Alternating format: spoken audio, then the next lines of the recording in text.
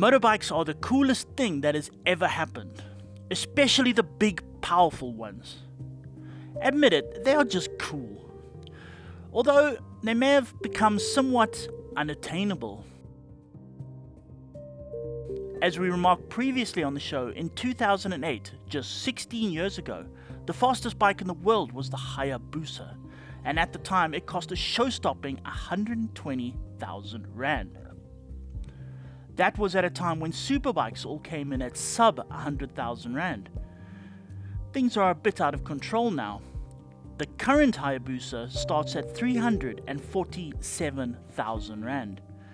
And that's a darn good price compared to some of the rest. Many of the top models have now notched over the 400,000 Rand mark. Even smaller 300s are now hovering around the 120,000 Rand mark. So 15 years ago you could buy something very cool for 100,000 Rand. But could we do that now? We decided to find out. And to do that we are looking for something second hand.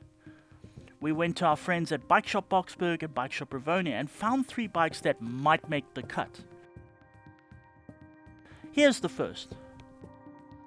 This is a Kawasaki Z650 and it will leave the showroom floor for 99,900 Rand. So this bike only just makes it into the 100,000 Rand bracket, which is a bit worrying because it's only a 650 twin. But it has got a party trick up its sleeve, and that is that it's turning only 5 years old this year, but it only has 10,800 kilometers on the clock. That's not mileage, not a Japanese bike, it's not mileage, that's warm-up.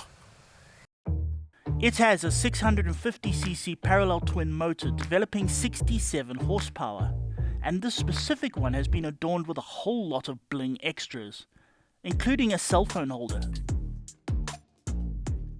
I love the looks of this motorbike. It's just got an aggressive look. Any way you look at it, it just looks aggressive, like yeah, like it's growling at you. And the motor's much the same. I mean, it's not that fast, but the thing about the smaller Kawasaki parallel twins is that they kind of egg you on. They're like kind of scrappy-do. Yeah, come on, let's go, and you want to go, yeah, all right, let's go. More so though, on this specific bike, it's got an aftermarket Yoshimura exhaust, which gives it that deep sound, so it's like scrappy-do. Still with all that enthusiasm, except he went and spent a solid year in the gym doing heavy lifting and is now troublesome. He's gonna tap someone on the shoulder. But there's more to this little devil than simply good looks and anger. It works pretty damn well too. From a more practical standpoint, this bike is it's the sort of bike anybody can enjoy, anybody at all, because it's small, it's nimble, it's very easy to ride. That means if you're someone who's not the strongest, not the tallest, not the most experienced, you'll be alright on this bike. If you are somebody who's tall and a bit experienced, it may not be the fastest bike in the world, but it still is a hell of a lot of fun. You will enjoy it. And now for something taller, and a bit of a treat. So this is fun, a full-sized adventure bike, less than 100k. It's a 2014 Triumph Tiger XC with 45,000 kilometers on the clock and is on sale for 99,000 Rand. And the Tiger is a motorcycle that has left quite an impression on me. The Triumph Tiger 800 is, I'm not joking, one of my favorite all-time adventure bikes. It is a bike that has so much character, so much sort of interest in it, so much everything in it. It just makes every ride like a joyful event, an occasion. It's mostly down to that triple motor. It sounds like an old school racing car, and you just want to kind of rev it. And also, I mean, you know what they say about triples, it's sort of the best bits of both a 4-cylinder and a twin, which is true. Each have their good bits, and this bike has bits of both of them. That 799cc triple motor pushes a buzzing 93 horsepower and 79 Nm of torque. And it's the XC model, which means more off-road, so it has 220mm worth of suspension travel and a 21-inch front wheel. With this you can go and do the full adventure, anything you want to do on any other big adventure bike, you could do it. It's got the wheels, it's got the chassis, it's got the motor. It's a bit short of like modern technology, but that's fine. Less to go wrong, as they say. And very little is wrong with this bike. There's a few fade marks here and there. Not even a lot of scratches, a little bit there on the bar, a little bit, not much, really not much at all. It rides like a new bike. If I weren't looking at it and you told me it's a brand new bike, I'd be like, okay, fair enough. And now we get to the big guns.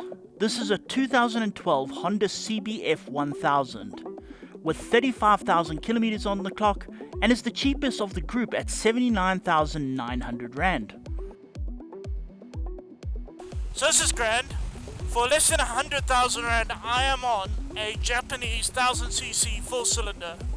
Come on, that's pretty cool. People ask me, what bike do you ride? Oh, it's a Honda 1000. Ooh. The motor is based on that of a Honda Fireblade with a 998cc inline 4, and that layout is somewhat special to me. What I especially love, it's a 1000cc 4-cylinder with an aftermarket exhaust. Now when I was growing up in the 80s, sort of 90s, everybody rode a 1000cc 4-cylinder, well, a 4-cylinder Japanese bike. That's just what you rode. So to me, as a child, I was used to look upon these big, burly men on their big, Japanese 4-cylinder motorbike, these big motorbikes that I used to sort of hero worship. And this is the sound they made.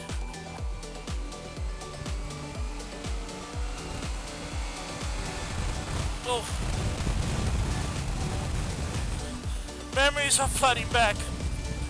It sounds like this that got me into motorcycling.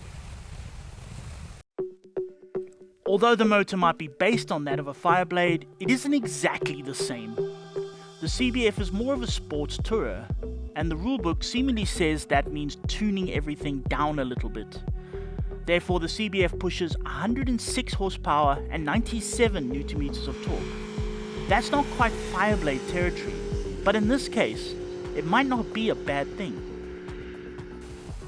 As far as to ride, this is not the most highly tuned 1000cc 4-cylinder motor.